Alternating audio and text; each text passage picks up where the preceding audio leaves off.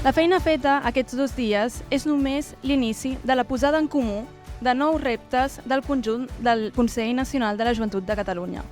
El plantejament de nous consensos, de nous objectius presents i futurs.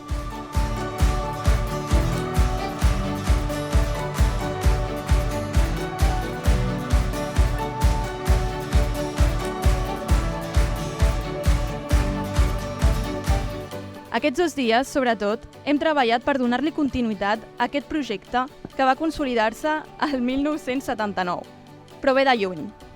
Projecte que posa de relleu la importància de l'associacionisme juvenil a Catalunya, exemple d'organització juvenil i motor de canvi i pensament crític.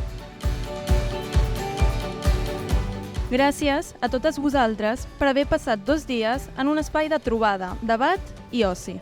Gràcies per haver participat d'aquest aplec 2023 a Comarruga.